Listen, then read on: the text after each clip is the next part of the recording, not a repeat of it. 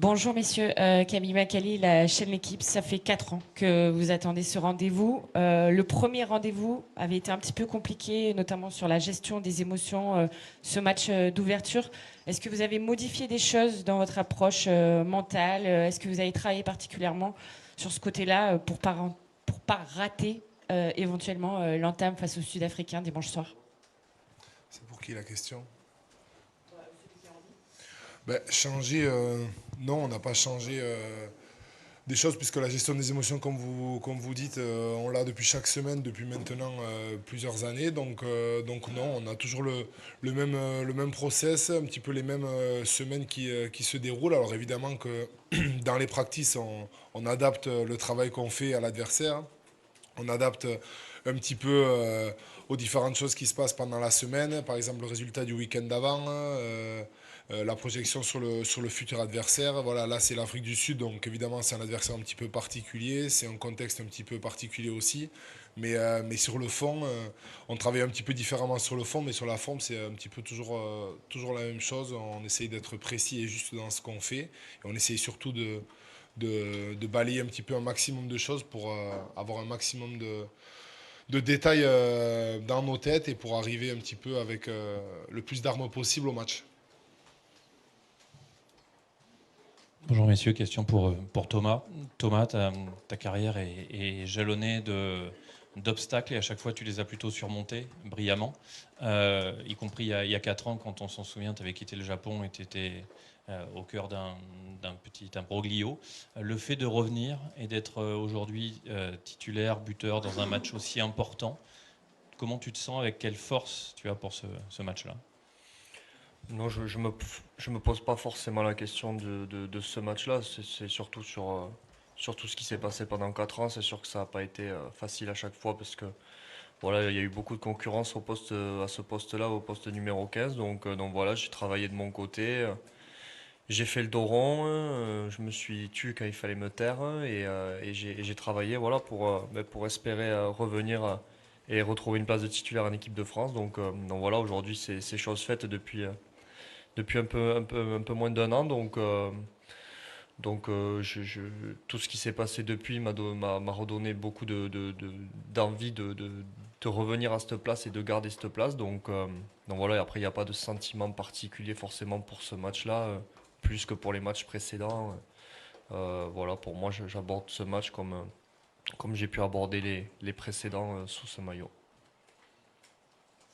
Charles Olivon. Charles, pardon, Julien Landry, RMC Sport. On se rappelle du match de novembre 2022 qui avait été extrêmement, on va dire, violent. Vous l'aviez vous-même décrit. Tu t'attends à quel match dimanche? Vous qui sortez de 3 mois de préparation, est-ce qu'on peut imaginer que ce match soit là encore plus intense que celui que vous avez vécu en novembre l'année dernière? Bonjour. Violent, oui, je pense que c'était un petit peu le terme approprié, vu un petit peu les zones de ruck, un petit peu, il y avait pas mal de chaos sur ce match-là, pas mal de blessés aussi, donc on avait un petit peu utilisé ces termes-là. Quel match on s'attend? Un petit peu un match du même style, hein. Je crois qu'il y aura énormément d'engagement. On connaît la tradition un petit peu sud-africaine de ces joueurs-là. Ils sont bien marqués, voilà, ils sont bien préparés pour marquer l'adversaire, pour les marquer physiquement, les toucher aussi mentalement. Donc voilà, je pense qu'ils vont rester fidèles à eux-mêmes. Pour connaître un petit peu Eben, voilà, ce sont des mecs quand ils rentrent sur le terrain, c'est pas pour discuter, pour jouer à la baballe. On sait qu'ils aiment rentrer dans l'adversaire et une fois qu'ils sont rentrés dans le match, un petit peu continuer ce rouleau compresseur à marcher sur les mecs. Donc voilà, c'est leur mentalité et je pense pas qu'ils vont changer.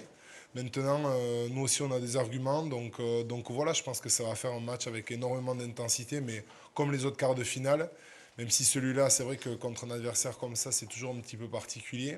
Mais voilà, je crois que on sera prêt et on sera présent.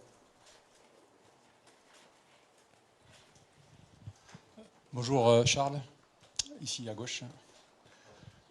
Est-ce qu'il y a une stratégie mise en place par le staff peut-être et dans l'équipe pour protéger peut-être un peu plus Antoine Dupont du fait de sa stratégie? Je pense notamment à vous les troisième lignes. Non, il n'y a pas de stratégie particulière pour protéger Antoine en particulier. Après, évidemment que nous, les troisième lignes, on sera missionné pour bien protéger toutes ces zones Au niveau de la charnière, on aura beaucoup de boulot à faire, mais je crois que les 15 joueurs, on aura énormément de travail. On sait que c'est très costaud au milieu du terrain, avec des centres très solides. On les a vus contre les Irlandais, il y a eu beaucoup de dégâts au centre du terrain, mais devant aussi, c'est très costaud. Donc voilà, il y aura du boulot aux quatre coins du terrain, on le sait très bien.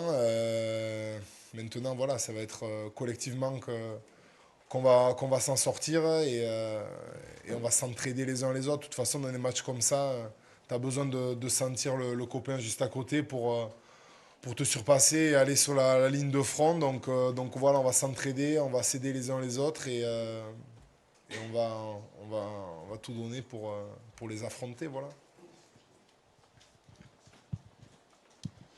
Bonjour Thomas, Romain Bahut du Parisien. Jusqu'à présent, vous avez bénéficié de soirées plutôt chaudes niveau température pour jouer. Il va faire un peu plus frais dimanche soir. Est-ce que ça change quelque chose pour vous? Non, non, je pense pas que ça change forcément quelque chose.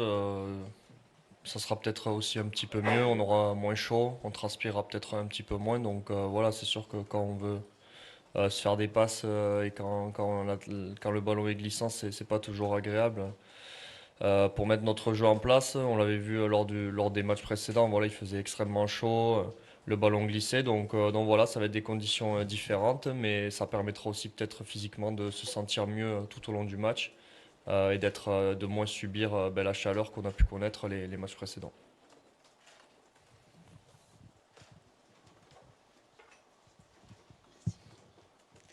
Bonjour à tous les deux, Fanny Lechevestrier, Radio France. Les Sud-Africains se sont préparés avec du bruit pour faire face à l'ambiance du Stade de France. À quelle atmosphère vous vous attendez? Ça risque d'être encore plus fort que ce que vous avez connu jusqu'à maintenant. Et en quoi ça peut vous aider à vous dépasser encore? Ouais, mais je pense qu'ils ont connu le stade Vélodrome l'année dernière et c'est vrai que l'ambiance ce jour-là était quand même incroyable, beaucoup de bruit, même sur le terrain c'était presque impossible de s'entendre à certains moments. Je me souviens d'une action où Sékou se fait pénaliser et il y avait eu de tels sifflements que, enfin voilà, c'était incroyable. Donc je pense qu'ils ont ce souvenir-là. Et puis ils ont dû regarder aussi des matchs au Stade de France qu'on a pu jouer dernièrement, forcément face au All Black ou des matchs durant le tournoi, etc. Donc c'est sûr que nous, en tout cas, on s'attend à ce qu'il y ait une atmosphère chaleureuse et forte, encore une fois, de la part voilà, du public français. Donc non, c'est peut-être pas étonnant qu'ils s'entraînent à s'entraîner avec du bruit. Thomas, bonjour. Tout à l'heure, Jacques Nienaber disait l'équipe de France n'a pas beaucoup de points faibles, il dit comme toutes les autres nations, mais il dit ce qui les différencie des autres, c'est leur jeu au pied. Je veux savoir quelle était ta réaction par rapport à cette image que vous avez voilà, du coup, par rapport à l'adaptation tactique que les adversaires ont. Ouais, c'est sûr que c'est un secteur du jeu qu'on travaille beaucoup et qu'on analyse aussi beaucoup. On a la chance aussi d'avoir des joueurs sur le terrain qui sont capables, peu importe le poste, de mettre des jeux au pied dans n'importe quelle situation. Voilà. Quand on voit Damien qui est capable de faire une passe au pied pour Louis, même si on peut se dire que comme ça, vu comme ça, c'est pas son point fort, mais bon, ça fait essai au bout, donc forcément que derrière, on essaie en tout cas qu'il y ait de la variété dans nos jeux au pied et que tous les joueurs soient capables, peu importe le poste et la situation, de mettre des jeux au pied longs, rasants, par-dessus. Voilà, mais l'une de nos forces, je pense, sur ce secteur-là, c'est qu'on est capable de faire aussi reculer l'adversaire et de le faire jouer chez lui le plus souvent du temps. Donc non, c'est sûr que c'est un point fort chez nous et j'espère qu'on répondra présent sur ce match parce que voilà, on connaît aussi la capacité et la longueur de jeu au pied de cette équipe-là. Donc ça sera aussi un gros défi pour nous voilà, d'être meilleur qu'eux sur le jeu au pied dimanche.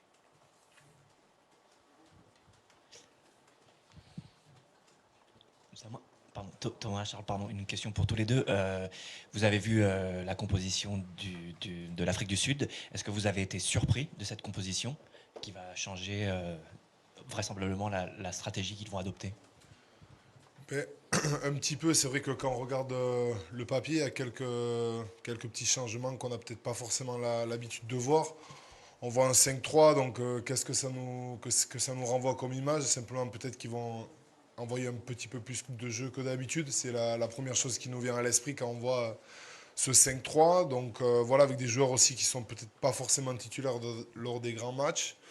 Donc oui, un petit peu de changement par rapport à d'habitude, une image renvoyée un petit peu différente. Maintenant, nous, ça ne va pas forcément nous changer un petit peu notre plan de jeu. Donc voilà, on va s'attacher à se concentrer aussi sur nous, même si voilà, je pense qu'ils ont une tradition, ces joueurs-là, c'est d'être très rugueux. Je ne suis pas sûr qu'il y ait un avant de plus ou un avant de moins sur le banc. Ça change les joueurs, leur stratégie et surtout leur mentalité. Donc voilà, on sait à quoi s'attendre, qu'ils soient 5 avant, 6 avant ou même 7 avant. Ceux qui seront sur le terrain, ils auront à cœur d'être un petit peu les mêmes que d'habitude. Donc voilà, un petit peu différent, mais dans le fond, je ne suis pas sûr qu'il y ait beaucoup de différence.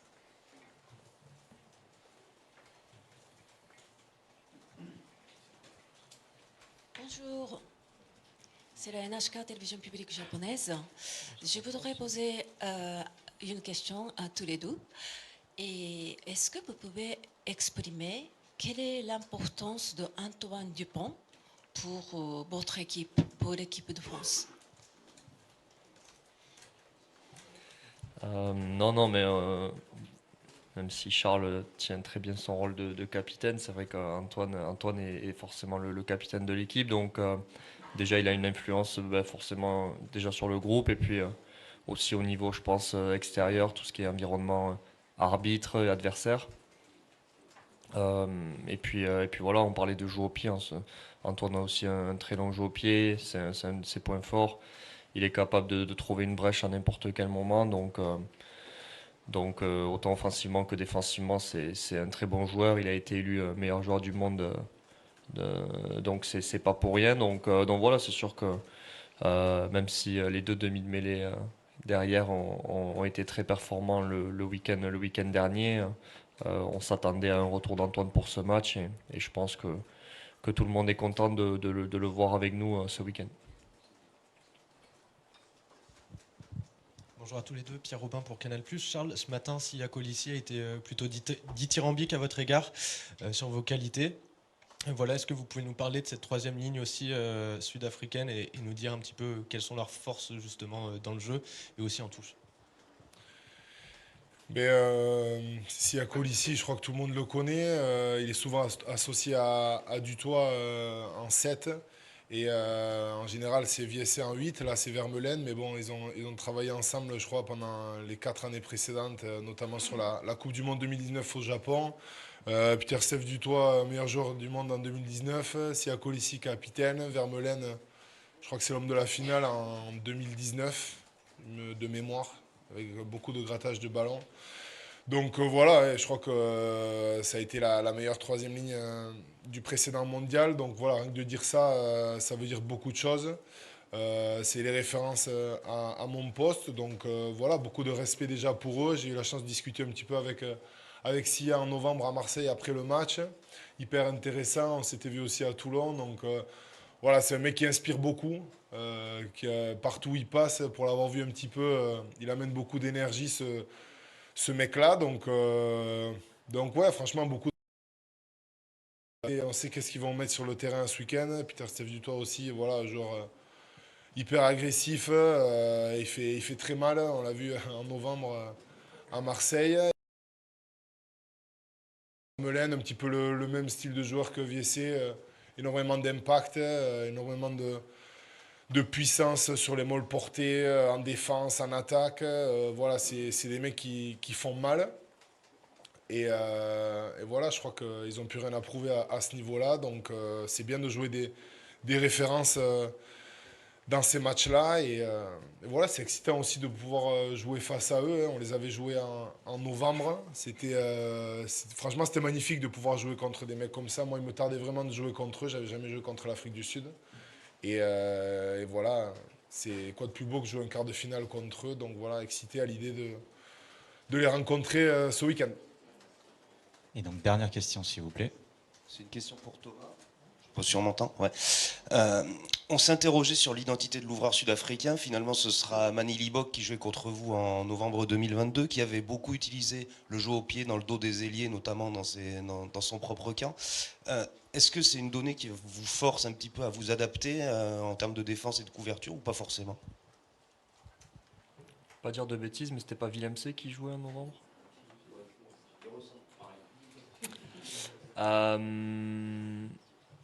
Non, mais déjà c'est un joueur qui offensivement a énormément de qualité. Il est capable de faire des différences tout seul grâce à sa vitesse et ses crochets. Capable de mettre des joueurs dans des intervalles grâce à des bonnes passes. Et voilà, il a une vision du jeu qui lui permet aussi, grâce à un excellent jeu au pied, de déposer le ballon un peu là où il veut.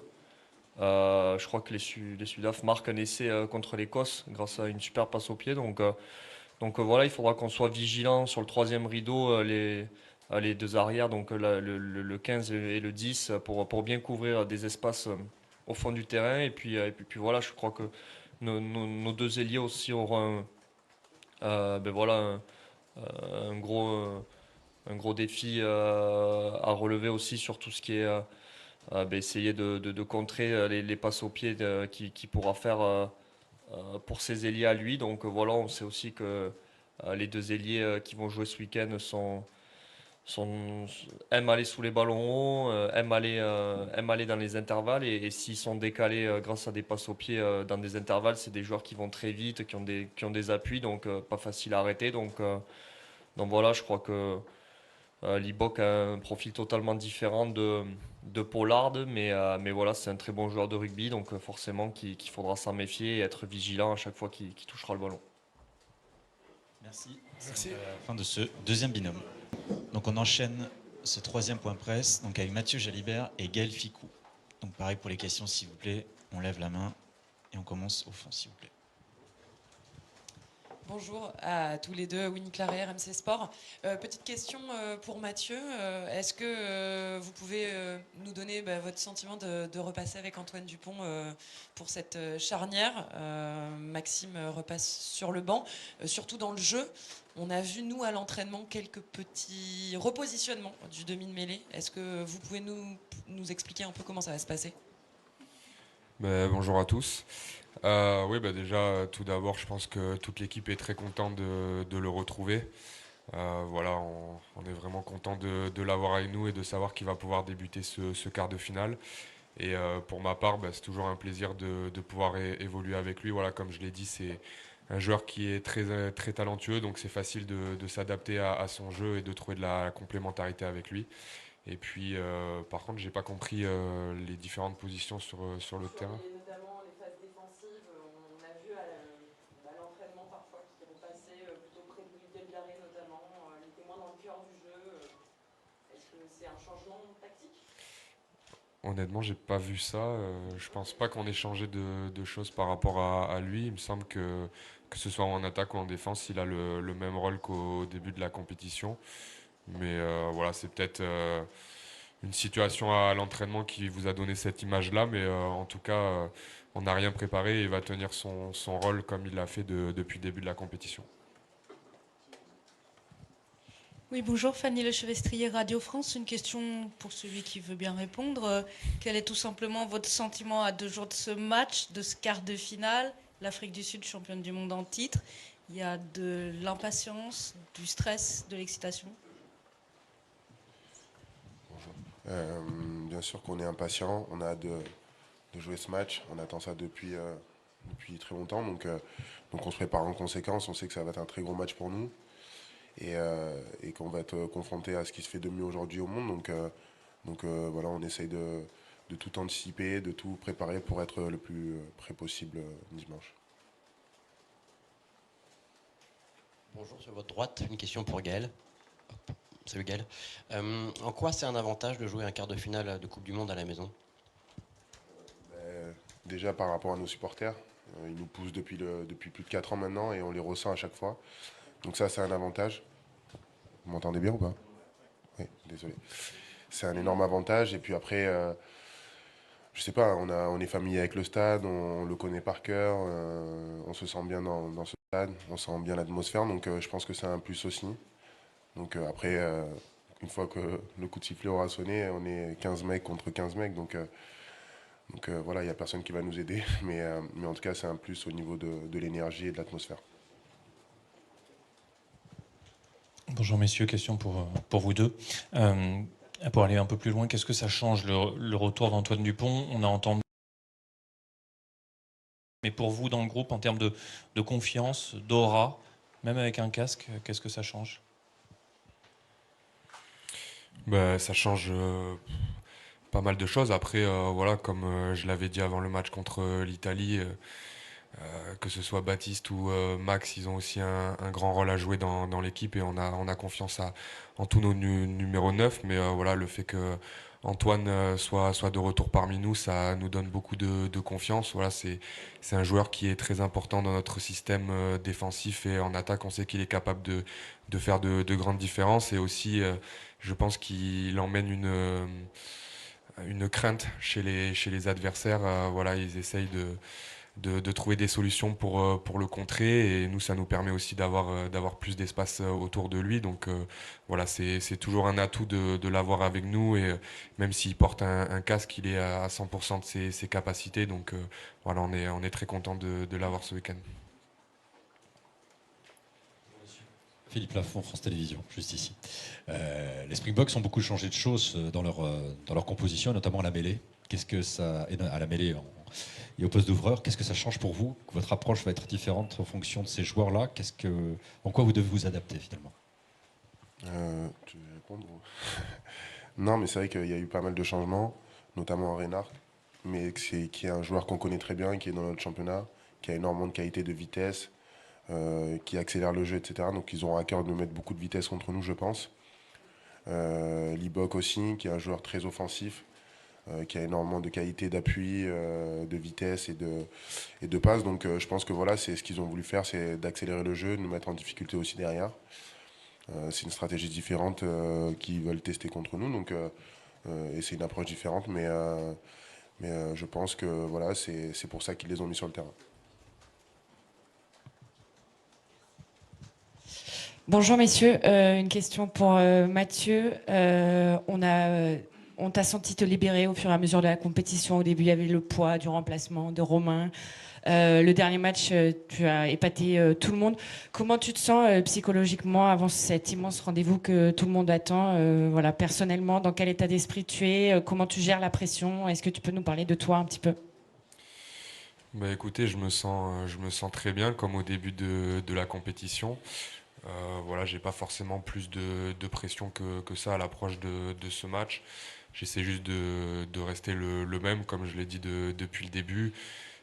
J'ai la confiance de mes coéquipiers, du staff. Voilà, c'est vrai que le fait d'enchaîner les matchs, ça me donne aussi un peu plus de poids dans le groupe et un peu plus de confiance personnelle. Donc voilà, effectivement que j'arrive à trouver de plus en plus ma place et à me lâcher sur le terrain. Mais voilà, j'ai aussi la chance de jouer avec des joueurs de grande qualité, un paquet d'avant qui est dominant et des joueurs derrière avec beaucoup de talent. Donc ça m'aide aussi à être performant.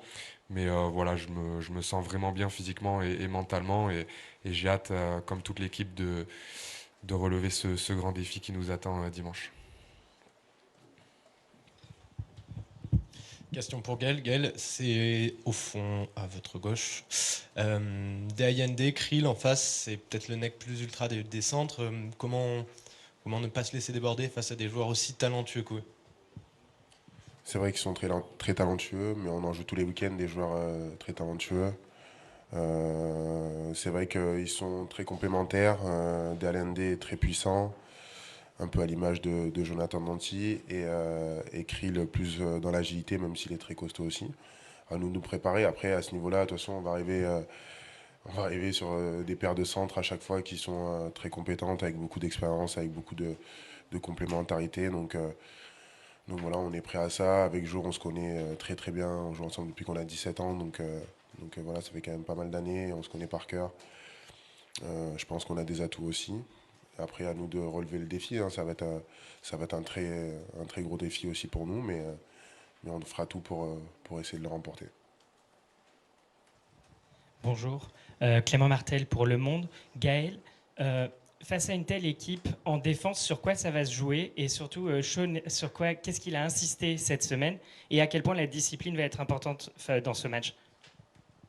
Je pense que la discipline, ça va être une des priorités pour le match, c'est sûr et certain. On se prépare à ça depuis plus de 4 ans. On travaille avec Jérôme, comme vous le savez.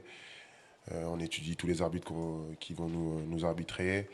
On essaye d'être les plus disciplinés possible. Je pense qu'on a fait en phase de poule énormément d'efforts sur la discipline. Ça a été un énorme point positif pour nous. On est aussi la meilleure défense pour l'instant sur ces phases de poule. Maintenant, on va rentrer dans le vif du sujet. Donc face à cette équipe d'Afrique du Sud, c'est la physicalité. On le sait très bien. Ils font pas énormément de passes, mais ils ont un jeu très direct, très puissant. Donc on se prépare à ça, à un énorme combat. Et après, comme on a dit, vu qu'ils ont fait quand même pas mal de changements, je pense qu'ils veulent apporter aussi de la vitesse pour nous déstabiliser. On est prêt à tout, on les étudie un maximum. On a encore 2 jours pour tout analyser, pour se préparer au mieux. Mais en tout cas, je pense qu'on a les armes en tout cas pour essayer de les contrer. On va tout faire pour les contrer.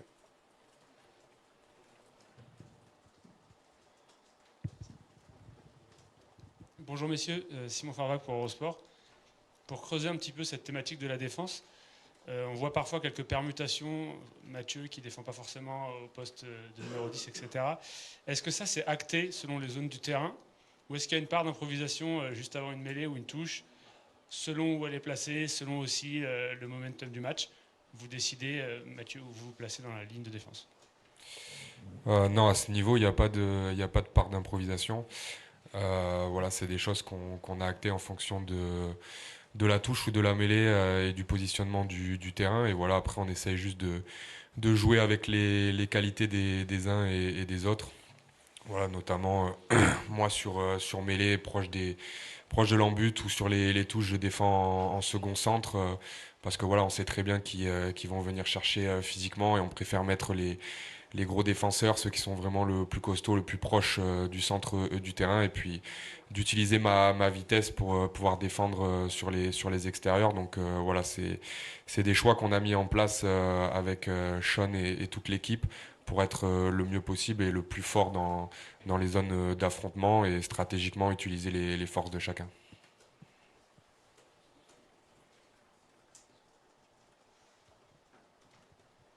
Très bien, c'est donc la fin de ce dernier binôme. Merci à tous, c'est la fin de la conférence de presse.